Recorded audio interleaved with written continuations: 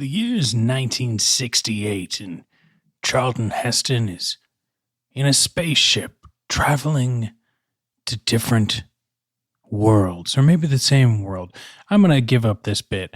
Have you been to the world of Bill and Robs at patreon.com/BillAndRobs?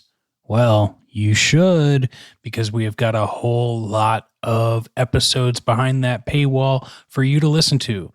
Like some of these Planet of the Apes episodes we've wanted to share with you for over a year. We're hoping that by busting some of these episodes outside of the paywall temporarily will help entice anyone who has yet to make the leap. Head on over to patreon.com/BillAndRobs and see for yourself. Not only are you going to get all of the incredible Bill and Rob's episodes that have been only on the Patreon, you're going to get new episodes of Pumpkin Spice Podcast as well. You can get Discord access. You can get video episodes. Lots of fun stuff. Patreon.com/BillAndRobs.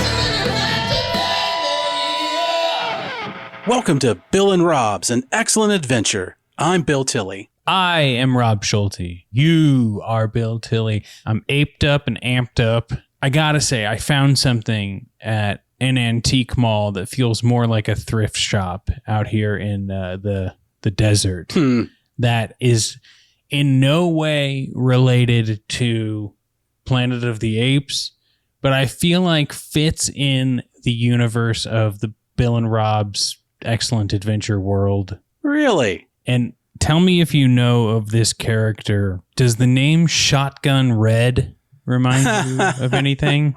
Yeah, I'm familiar with Shotgun Red. Now, did you know that Shotgun Red has a cookbook? Cooking with Shotgun Red? Oh, please tell me it involves actual shotguns and gunpowder. Oh, wouldn't it be great? Let me just read a little bit of the back of this real quick. Advice from Shotgun Red. As you leaf through this delightful book, you will discover the pleasure of country cooking. 500 delicious low-cal, easy-to-fix recipes. I love a puppet that touts low-cal recipes. Mm-hmm.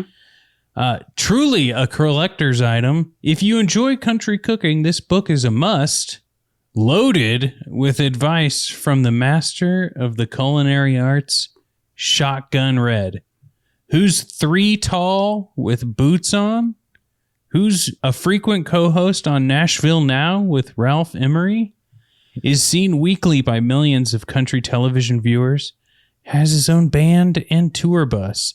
He's Shotgun Red, the most lovable country character to come along in decades, and his creator, alter ego, comic master, and musical talent, Steve Hall. I can't believe that you just showed me that, because I watched a ton of Shotgun Red on TNN back in the day, and I had completely Control-Alt-deleted the memory of this puppet until this moment. I think that is amazing. Rob, you make me so jealous with your antiquing safaris. You really... This truly is an antique. One of the perks of being friends with Rob is a text with an image of just something that he's found. No, he won't write any words with it.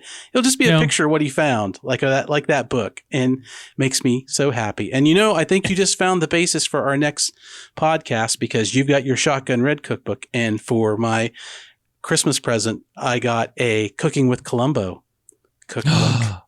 Wow, and I've got the Frasier cookbook as well. So, I think we've got some TV dinners. That's what we could call it. Oh, wow. That would be great. That's our podcast, TV dinners. If you all like it, let's see a show of support out there for TV dinners with Bill and Rob's. I love that idea. I think that could be a series for maybe some video episodes of the Patreon. Maybe. Where we showcase our delicious dish. We could do that. I guarantee you that it'll be comical when I showcase my lack of cooking ability. And people love it when you eat on mic. Yeah, they do. I think the sight of me setting myself on fire and making a liquid dish, because I know that would happen, would surely be worth some contributions. Yes, it'll be like that 90s album with the guy on fire. I was thinking more like every 80s stuntman who ever got caught in a car explosion. That's me. Yes. I don't know what album I'm talking about, but I tell you this. I was not talking about Bruce Springsteen's I'm on Fire. No. I was not. And I was not talking about the self-titled Rage Against the Machine album. It's the one with the guys like walking. Anyway, Bill, I could get hung up on that all night, but I'm ready to hang from some vines, which is surprisingly few of in today's episode. I would venture to say probably none. I don't recall seeing anything, but yeah, I'm ready to get into this too, Rob.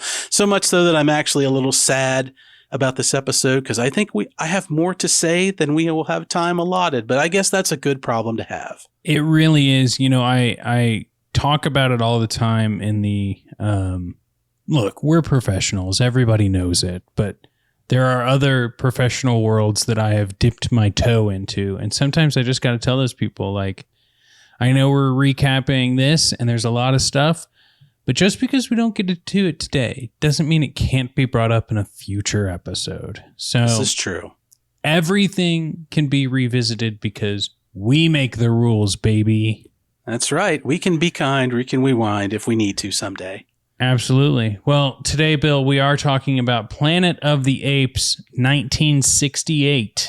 Actually, I was going to say this ain't your daddy's Planet of the Apes, but it kind of is your daddy's Planet of the Apes. It would be if my father gave a crap at all about science fiction, but Same. It was definitely would have been his if he decided to go see this movie. Yeah. This is one of those movies my dad would kind of be like, wait till you see the end. And I mean, I've said this before on other shows, like, I don't know how many movies my dad has actually seen, but I think my dad liked a story more than anything. So when you get the twist that everyone knows, which we won't talk about until we get there on this episode, just in case. Right.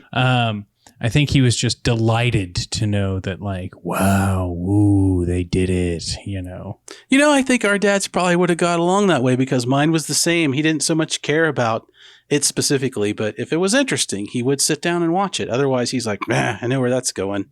Yeah. And, you know, who doesn't like a good Chuck Heston movie? They're all great. Bowling for Columbine, it's fantastic. The end of Wayne's World. Yeah, that's part 2, Wayne's World 2. Wayne's World 2, which pretty much is the whole movie, the best part. Gordon Street. Once knew a girl on Gordon Street. Should I read the back of the box for this movie? I absolutely think you should. Now, there's a little bit of a back of the box controversy on this one, Bill. So, oh no. Most of the VHS backs of the boxes that I found all phrased this as the saga begins, as if everyone knows there's a bunch of Planet of the Apes movies, but there weren't VHS. I mean, there were, but they weren't. It's 1968. When did this end up being transferred to something that you could watch at home? You know, like all the movies had pretty much been out or they knew they were coming out. So the phrasing of the back of the box, I didn't find it to be as fun, really. It was more about who's in it and like it set the tone for the rest of the Planet of the Apes series. And then like I tried looking up some laser discs backs of the box or backs of the panels and backs of the album. Yeah, those were like 3 to 5 paragraphs just telling you the plot synopsis of the movie. They had a lot of real estate to fill up on those things. Yeah, they did. It was like, you know, checkers, and it would be a photo of Dr. Zaius and then Charlton Heston, and then, you know, fill those other blank negative spaces with that.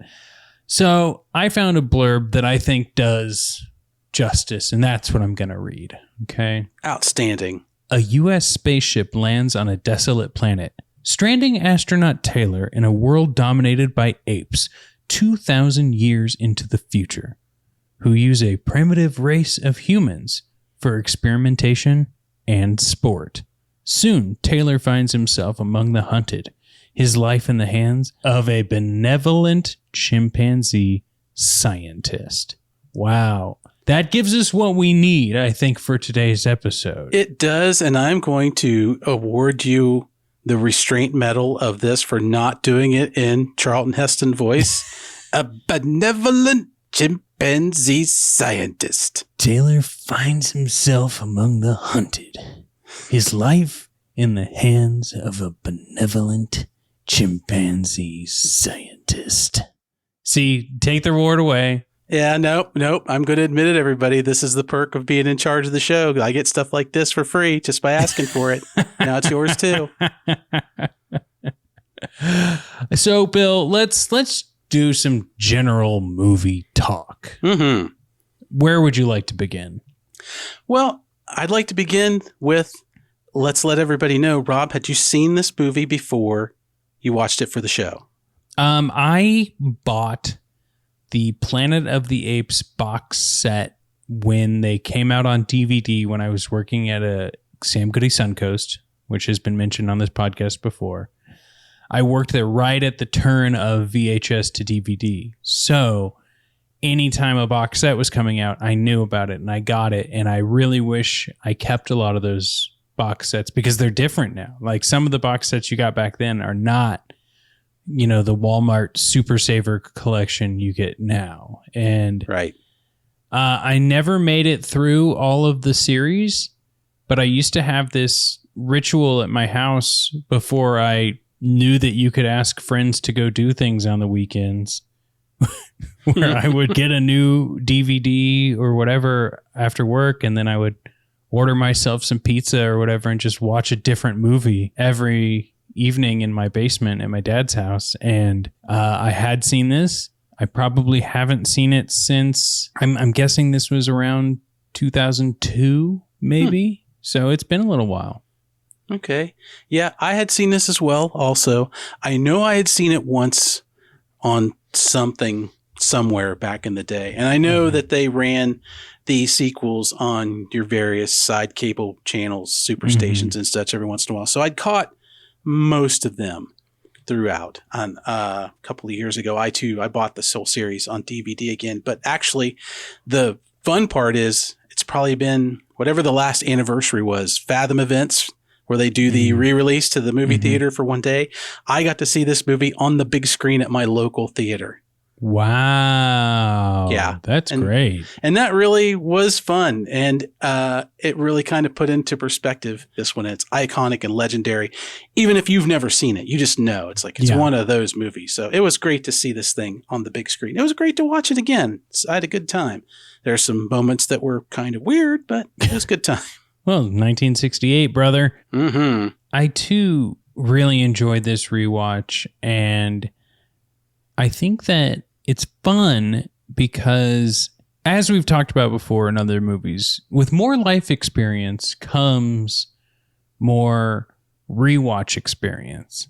And, you know, watching this in 2002, when I'm whatever age that was, 22 years ago, I now have so much more of the world at my disposal to reflect on when watching this film and who some of these people are and evolved to be. I don't want to say it's interesting because it wasn't that interesting, but it was fun because I think also coming off of the tales of the 3 previous movies we've watched, it really shows you what this movie is and what those movies are. And I think more of that will come out as we go through our notes today. But one last general thing I'd like to bring up, and I think I've brought this up in the past, but the texture of the movie. It's great. I love movies that look real. And of course, the makeup and costumes of this movie are a little bit silly, but they're also pretty good. Yeah. Right? Like, sure, we don't have robotic Henson-esque Ninja Turtle lips that move perfectly for these apes, but they look like good apes, and it doesn't really look like someone's just wearing a helmet with fur glued to it, you know? Absolutely. Yeah. Everything feels tactile and you can touch it. It isn't CGI blurry. And as beautiful as some of the shots look in the previous ones, like, it doesn't look real. It doesn't look real at all. And this looks real and looks like it could actually happen. And I think that stops at about 2001 with movies. And I don't mean A Space Odyssey. No. Like, yeah. And I love it. I love going back and watching old films for many reasons, but that is a strong one for me. How about you? Yeah, I had a great experience with this. It's one of those things where I've kind of realized through doing this show of your first watch of a movie is really an immersive experience. I know, at least for me, I've realized that when I watch a movie the first time, I'm not really looking for details or whatever, because I'm just taking it all in.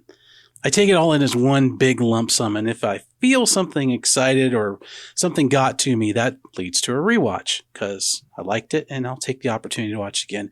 And that affords me time to look at stuff and see, oh, okay, that's different. That's a thing. Mm-hmm. These are interesting. And I'm with you. And the movie's beautiful. You know, it's shot, of course, in a way that movies were shot back then that can't be recaptured in a certain way, especially on digital. But also, I couldn't help but think about the 3 movies we've watched up to this point, too. And it reminded me how this movie made me feel a lot like Star Wars. Like, why did they start with the quote-unquote 4th one? It's because the first 3 really weren't that interesting if you really get down to it. It could be, but when you get to the crux of what this movie's about, then that's Planet of the Apes. And of course, they didn't know they were ever going to do any of this other stuff or do anything before this movie's set time. But it was really great to just look at this thing and go, man, this is a movie. This is just a really big, great movie with some great actors and some great stuff in it. And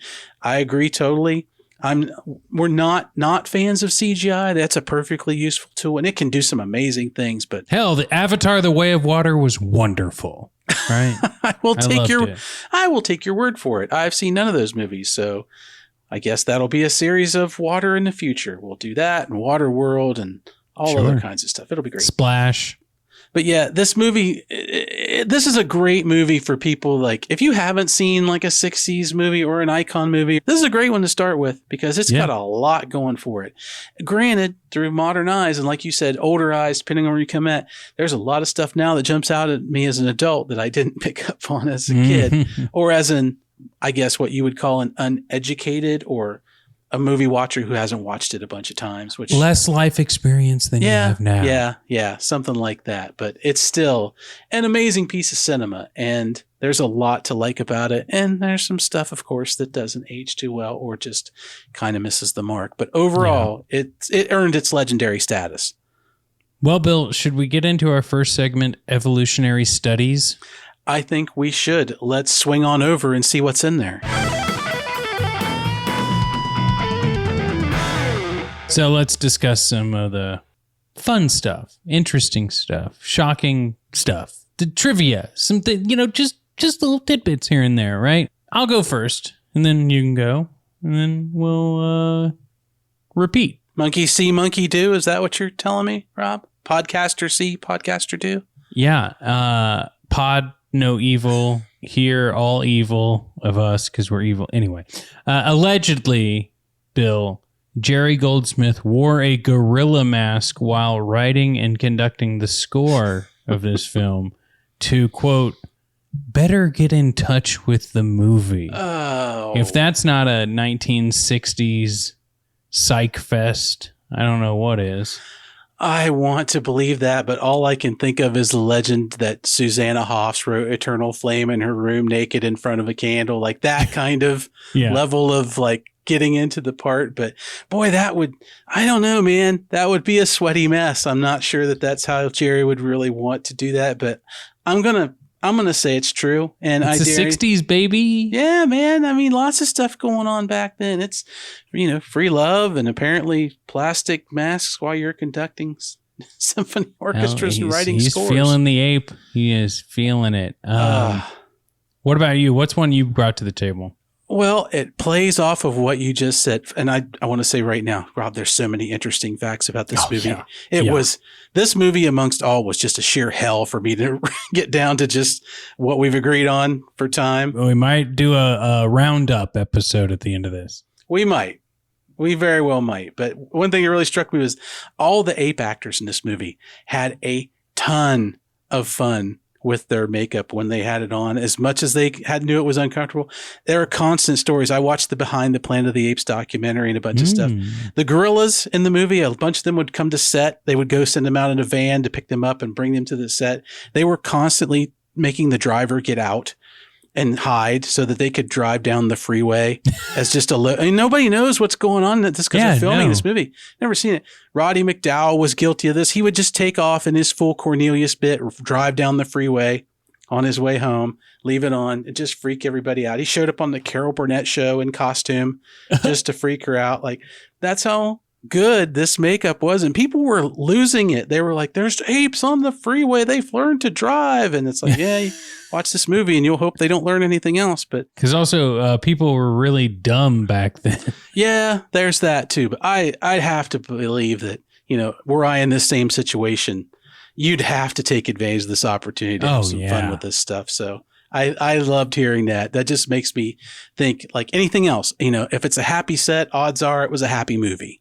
Yeah, absolutely. Another one I got is apparently in those costumes, it was tough to shoot the film in the Arizona heat, but not just because of the heavy, leathery, ape-filled, hairy costumes, but also for Charlton Heston, who spent half the film, or most of the film, half naked and being brutalized by the elements like the sun and the simians.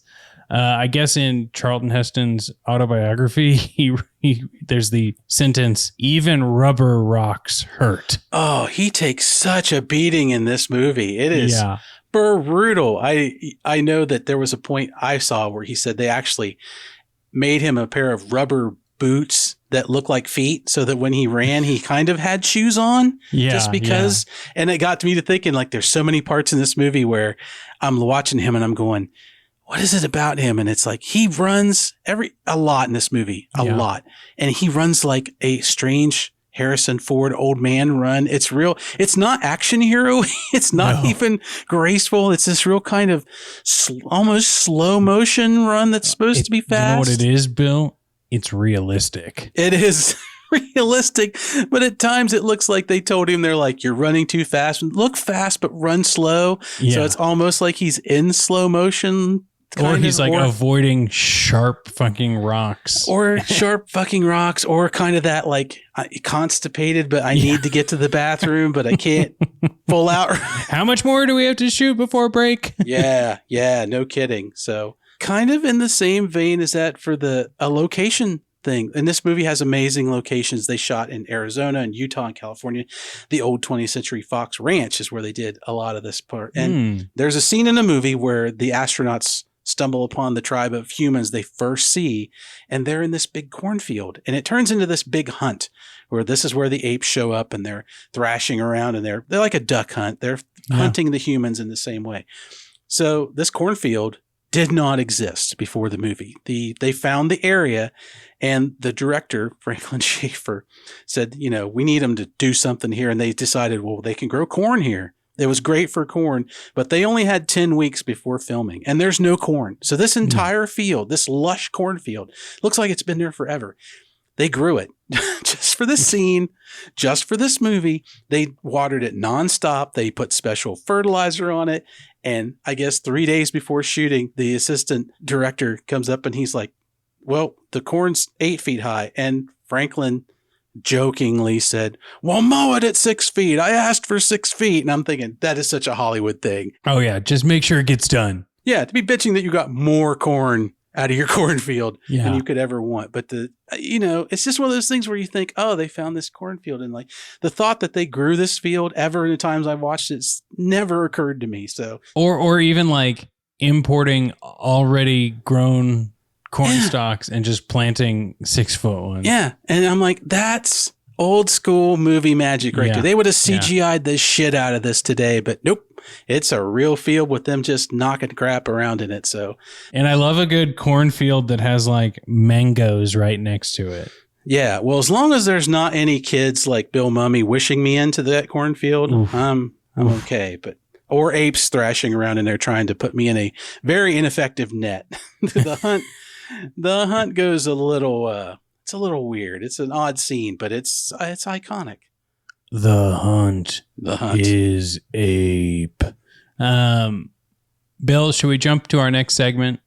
I think we should. Let us go and monkey around with some likes and amusing moments.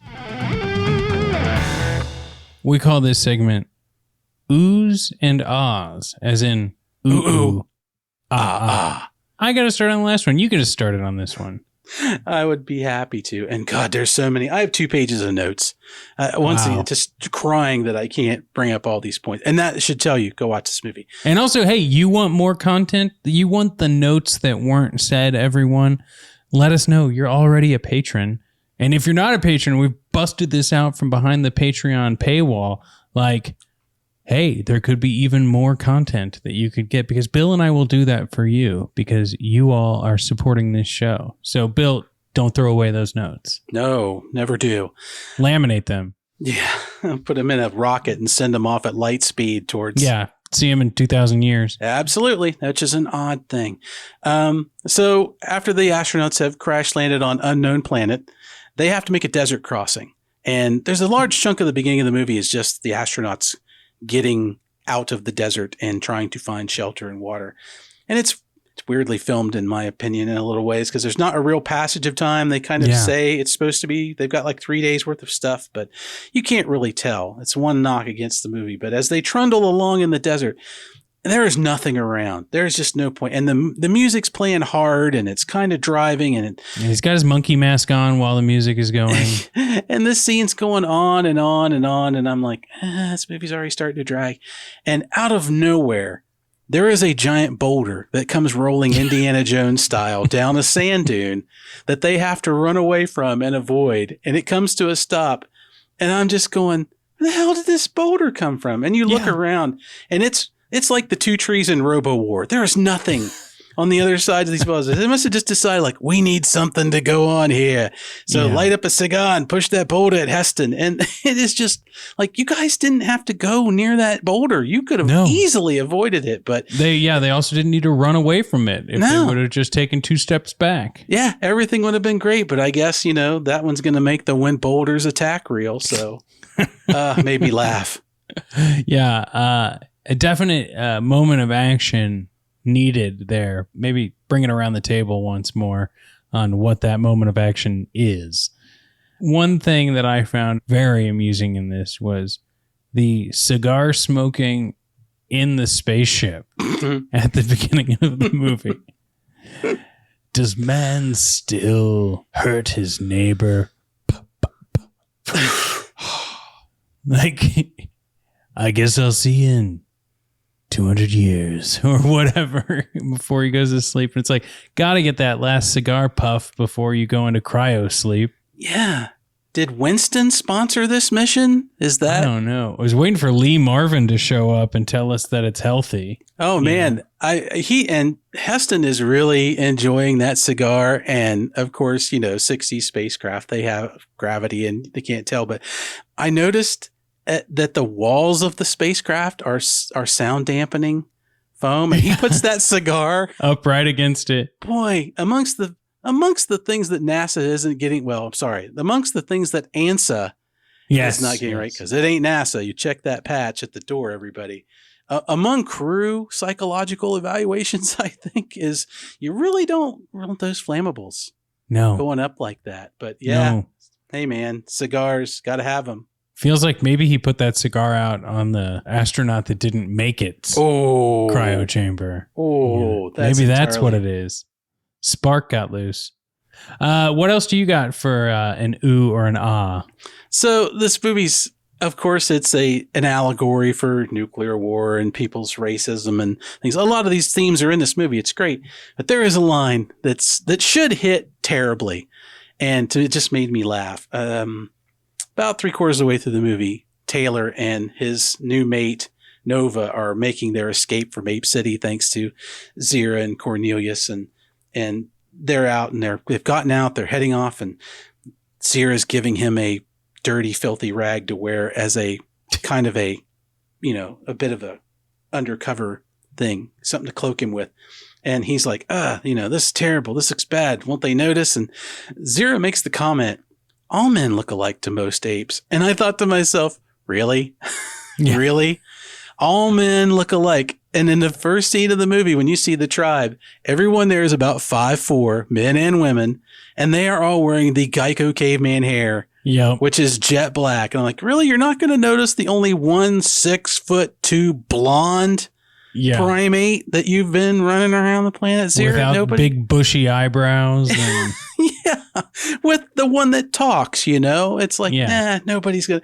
It was a funny moment. I get what they were going for, and I guess it's good because that ridiculousness landed just as ridiculous as if you say it today about a minority, which is just ridiculous. And I guess it worked. It pointed it out, but it pointed out how silly a phrase like that is. Yeah. But in this, we're also watching a movie called Planet of the Apes. Yeah, it does what science fiction does so well. It teaches you without preaching. Yeah, and maybe more on this towards the end of today's episode, but that's why this movie, I think, works better than the previous movies we've watched on this series. Mm-hmm.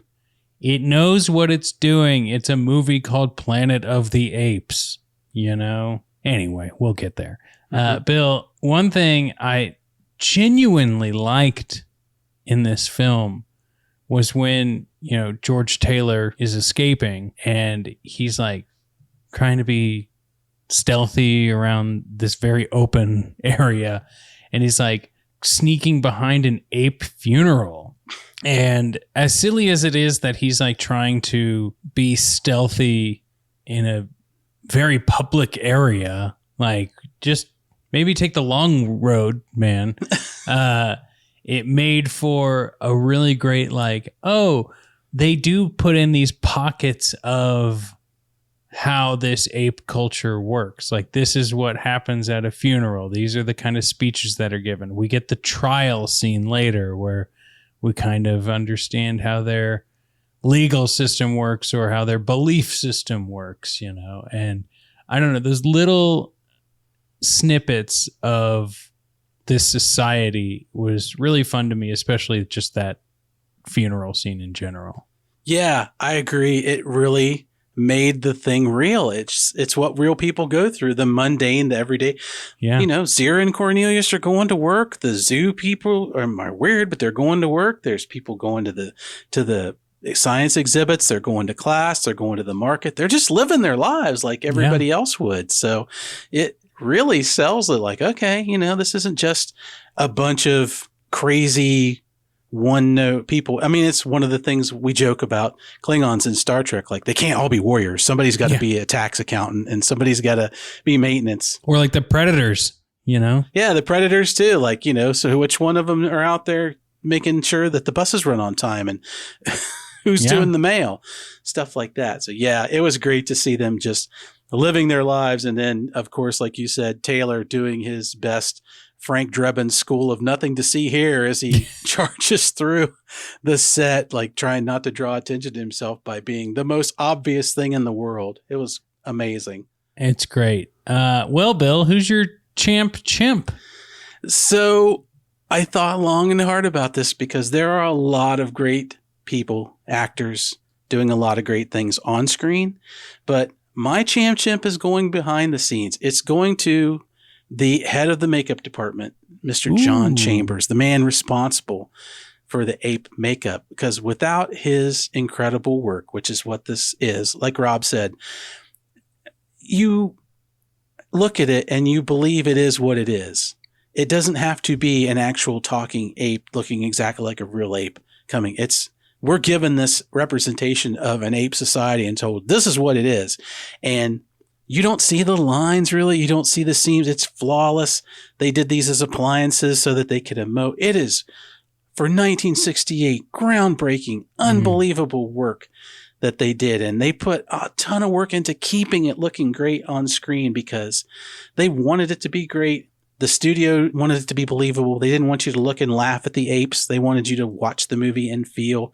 And without John Chambers' makeup, none of this works. Absolutely none of it works. Even if the story stays exactly the same, it could have easily been like, William Shatner white painted mask in Halloween Farcical. And yeah, they didn't do that for this movie. So John Chambers is the reason Planet of the Apes gets off the ground and stays there in my book. So he is my champ chimp. That's great. My champ chimp is not John Chambers, but not because I don't agree with everything you just said. It almost was the astronaut that died early in cryosleep. No, not that either. Poor Stuart. I was racking my brain on this because there's so many just wonderful things that happen in this movie. But I'm going to have to go with Lucius the ape. Oh. And it's because of this interaction, Bill. And I've got a little snippet of the script here. Lucius says, "Why did you do that? Scrape off your hair." And then Taylor says, "In my world, when I left it, only kids your age wore beards." And then Lucius says, "You can't trust the older generation." Lucius, you are my champ chimp. Lucius is great. He's just great. Ah, so good. But you know what else is great, Bill? The things that we didn't think were as great in the film. In a segment you and I have deemed driving us bananas. I will say that one thing I did not like about this film, Bill, was seeing George Taylor inject himself at the beginning. I get that they're trying to world build or tell us this is how the science works in it. I started reading Planet of the Apes. Oh. I have a printing of it that does not say anything about it now being a major motion picture, but does have pictures from the movie on it. And this book certainly is different than the film, but it is. In the way that the first couple of chapters of the book starts, it is a lot of this is how we fly the spaceship, and this is what it's like living on a spaceship. And I feel like when Rod Serling and co were adapting this for the screen, they wanted to have that little bit of this is real. This isn't they're just on a ship and they go to sleep and then it crashes. But I think the extra little bit of here, I'm going to inject myself while he smokes a cigar and gives his final diary entry is too much. I love the diary entry. I love the cigar. I think it's hilarious. But you can just have him go to cryo sleep. Yeah, I get it. Bridge is gapped. You go into some sort of chamber and then you go shoot yourself 2,000 years or whatever. So the added thing of needles going into skin and Charlton Heston's overacting of moving my arm as I smoke this cigar is too much for me. Yeah, hopefully that wasn't just another syringe of extra nicotine to get him through. Yeah. The rest of his stuff. You're right. It's stuff we don't particularly need. I guess it was somebody thought, look cool. I don't like needles anyway. I do like the fact that when they go into cryo sleep, they get sealed inside an egg crate because I didn't notice until this viewing. And I watched it with my wife and she's like, oh, look, he sits in an egg crate. I'm like, that's not a bed. It's actually a big old piece of foam cut out in the shape of them. And I thought, that's freaking genius. You can't roll out of that thing while you're asleep. That's going to cushion you during any problems. And with the price of eggs these days, Bill. Yeah. I mean, I love this movie for just thinking it through. That was awesome. So, yeah, no injections. Well, what's been driving you bananas? So this is a point that's probably going to be a little strange because the movie was praised for its music. Jerry Goldsmith was nominated for an Academy Award. He used all kinds of progressive new ways of making music and sounds, helmets and clanging things and ram's horns. And it was unearthly. But my problem is, it drives me a little crazy, it is so oppressive, especially at the start of the movie. Like, it doesn't lay off. Yeah. It's like the volume is at 11 the entire time. And as they're walking through the desert, it is scored like they are on a safari horror movie hunt. It's just nothing's happening on screen. They're just walking. And instead of it being like lonely and maybe quiet, which I've said this before in movies, I think you can do a lot without doing more. So sometimes just the sound of the quiet is worse and creepy than what's going on. But this movie is just like clang, bang, bong. And I'm going, stop, movie. Just stop. Because that's a long sequence. And they could have really laid off that in a few spots. In my opinion, I think maybe if you took that helmet off while conducting, you'd have a better idea. It wouldn't need to be as loud because it's muffled. You know? And if he'd taken off the ape mask and lowered the volume, they could have heard that boulder coming a lot sooner, and it might not have crushed him. So it's so true. It is so true. Bill, we're fixing this classic every moment we record this podcast. Don't we always? Yeah. Here's one thing. It just kind of drove me bananas, Bill, that the first 20 minutes, you've mentioned it, it's a little slow. You know, I don't think the pacing is necessarily off. It's just like we can keep the reveal that they're on a planet full of apes in the same spot in this movie, but more could have happened to like build the world in that early first part. It's great. We get to this set piece of the crash landing, which is like you're excited. And yeah, it's like 15 or 20 minutes of them being like, desolate planet, breathable atmosphere.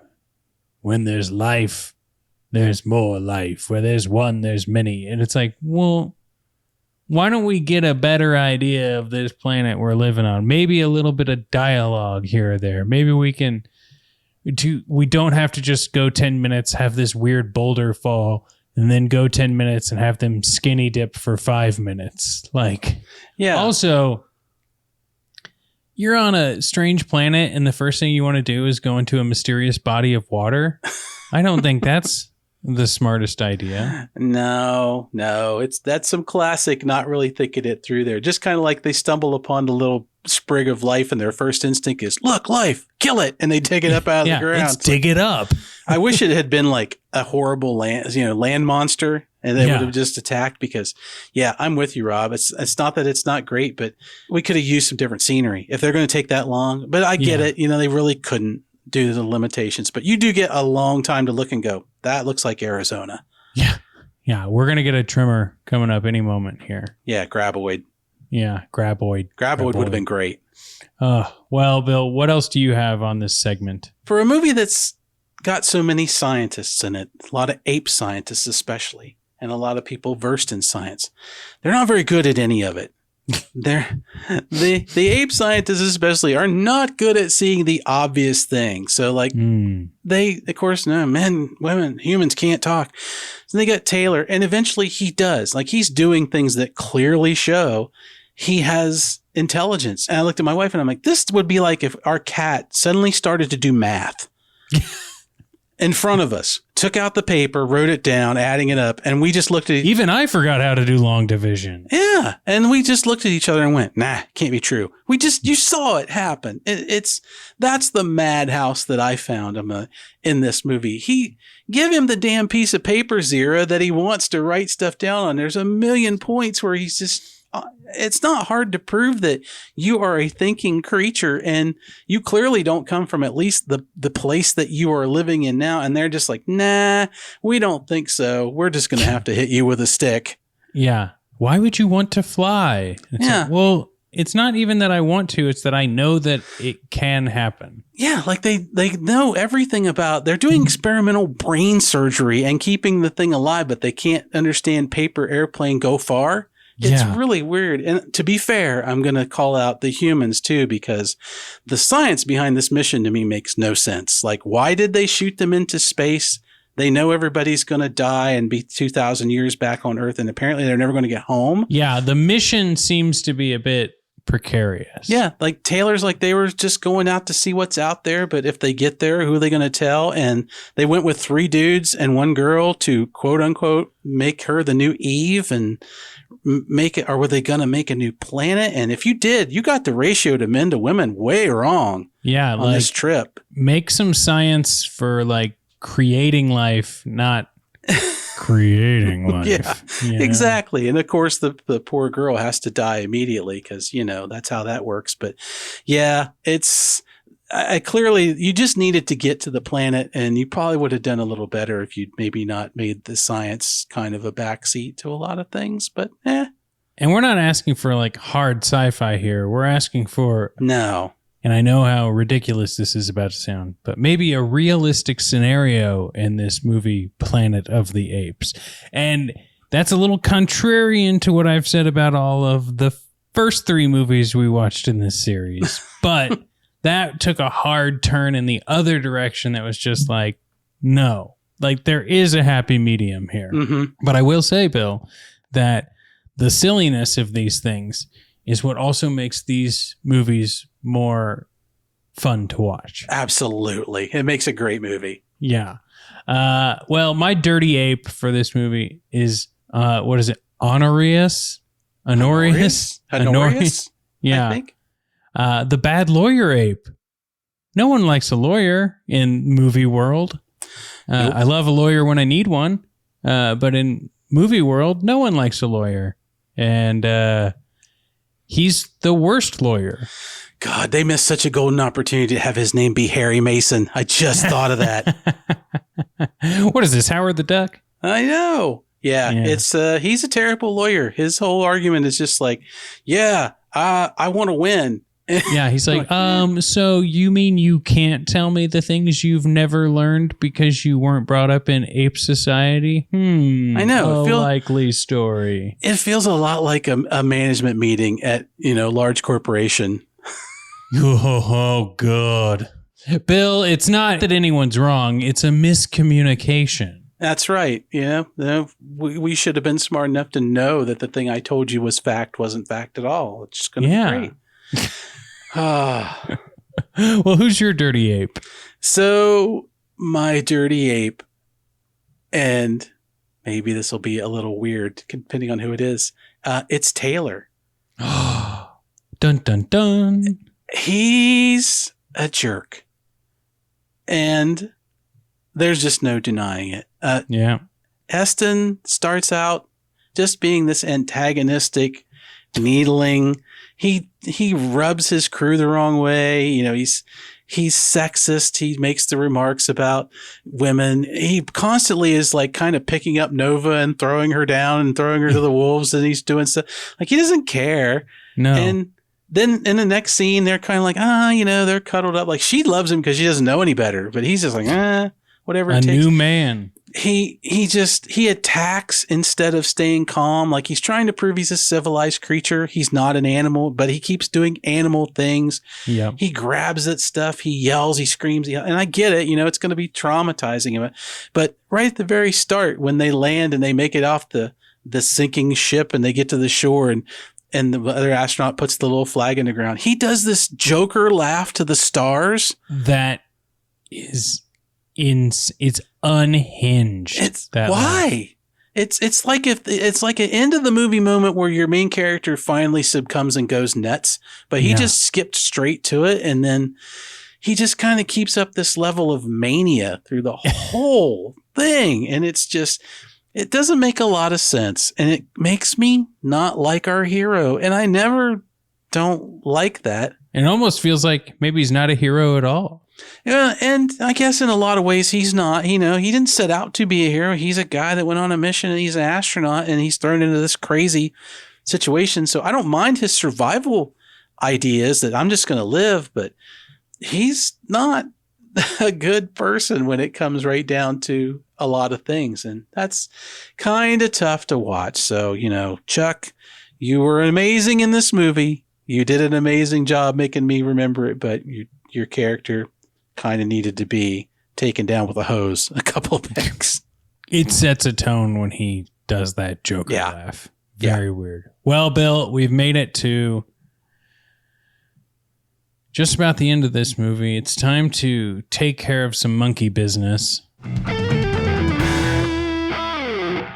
I'm bringing out my monkey's paw. We're going to give our final thoughts, and then we're going to say if this is a packed house or a madhouse. One of those is good and one of those is bad. Listener, I'll let you decide which is which. Bill, I'll go first. So rewatching this movie after the past 3, I think I've said this about 8 times in this episode, just makes this one look and feel even better. It makes the original stand up high, get all the awards. It knows what it is. It's 90-ish minutes, and it's pure fun.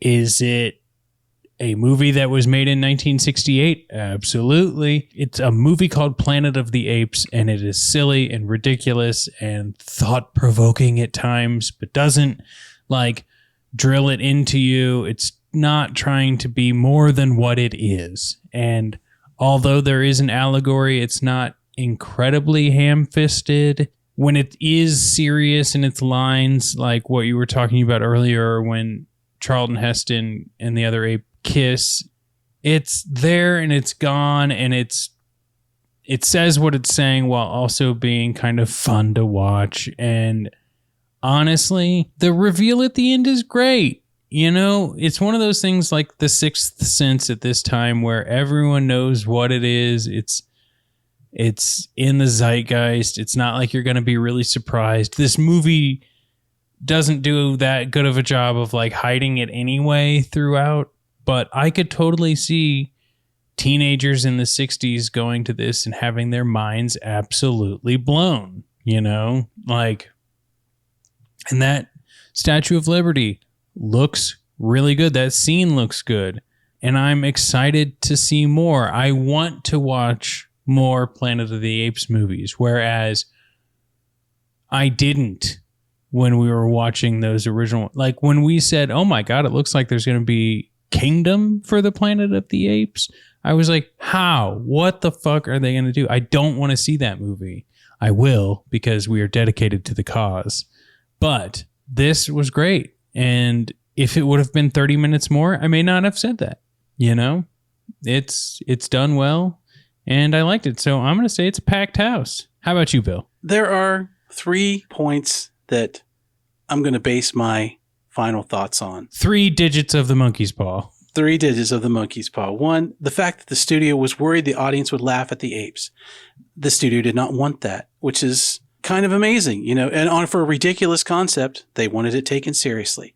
The second is this film used so many makeup artists on it that most other films at the time couldn't get any for their own productions. That's how big a production this was. They had over 80 artists, and there just weren't 80 makeup artists back then. There weren't enough to go around, which shows you the commitment that they had for this movie. And 3, there is a quote as I watched one of the documentaries, Mort Abrams, one of the associate producers.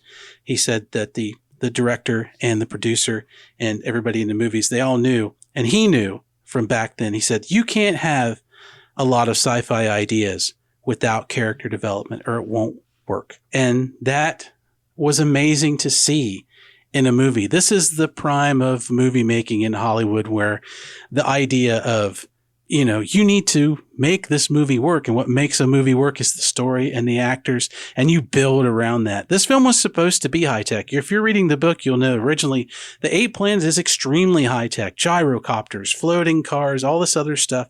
And they went, we can't show all this. You can't do this, 1, on a budget, and 2, you just, like you said, you can't give this many ideas at once, and just the audience will kind of gloss over and probably reject it. It's understanding the story and the characters makes a movie great. Spectacle comes from making what you have awesome. And that's what this movie does. It uses everything. It pulls out all the stops to make a blockbuster. And they did that. This movie was huge when it hit. They used techniques in set building that 2 years later, scientists from MIT were claiming that they had figured out how to use foam to make structures. Planet of the Apes did it before that. Yeah. They had the best of the best working on it. And they all went and looked at the movie and was like, and the story, and were like, even then they went, oh, the story's not all that great, but there could be a great movie here. And they tore in Heston from the top down. They're like selling this movie. And it's great. It's great that this did it. And this is what shows you, everybody, that the bones are what counts in these movies. So yeah, this movie is absolutely a packed house because it is the core of what you need to make a legend, which is make a great story. It doesn't have to be perfect. We've pointed out its flaws like we do with everything. But this is really a project that everybody was on board to make great. And if you do that, you don't have to cram in all this other stuff. Those first 3 movies we watched had so many images crammed into them. And I think it's a problem just for the sake of imagery in movies today. It's not a good reason to do it just because you can. Yeah. There needs to be a reason for it. And this movie had a reason for everything that it did. And it did it in its best way. And for 1968, it did it ahead of its time in a way that still holds up. I did not spend my time watching this movie going, that looks fake, that looks fake, that looks fake. It's just, I'm in that world. Yep. And it looked real to me. And I got to tell you, if I ever find myself on a Planet of the Apes, I hope that it resembles that one and not the one we saw in the prequels, because I think we could figure out how to make do with the one that we saw last night. It was a little more manageable. But yeah, definitely great movie, packed house, recommend it highly for sci-fi fans and just general moviegoers who like a fun time at the movie. It's definitely a great one. Well, Bill, I would like to say thanks again for joining me on this journey into cryosleep and back to our home planet. I want to remind everyone that if you like this episode and you like this podcast, that means you are already behind our Patreon paywall. And if, like I said before, we've somehow busted this out from outside of the paywall, check out the Bill and Rob's Patreon. All the links you need are in the show notes. If we are behind the paywall still and you're just listening around, go make sure you're following us on social media. Those links are in there too. Hell, maybe we're selling some t-shirts. All of these things are very helpful, but just to know that you support our show by listening to this episode is incredible. And if you could send this link to your family group chat, to your friends at work, drop it in Slack, you know that more ears means more fun. And Bill and I can continue to do this thing. Bill, should we say thank you to some people? We definitely need to thank Draxium and Dr. Z. We need to thank Mrs. Colombo. We need to thank Rob Adler. Oh, yeah. Not me. No, another Rob. I am rich with Rob. I am Planet of the Robs at this point in my life. I know so many, but of course, Rob Schulte at the top of my Rob list. He is Rob's, plural. He is so great, we pluraled him, as he will forever be known. Oh, yes. Everyone else, if we missed you, it's not that we forgot about you. It's the apes we met along the way. Bill, I'll see you next time as we continue beneath the Planet of the Apes. Yes, beneath we shall go together, Robs. We're going to figure out where that doll came from. That creepy doll. My worst nightmare. All right, Bill. I'll see you next time. Later, Robs.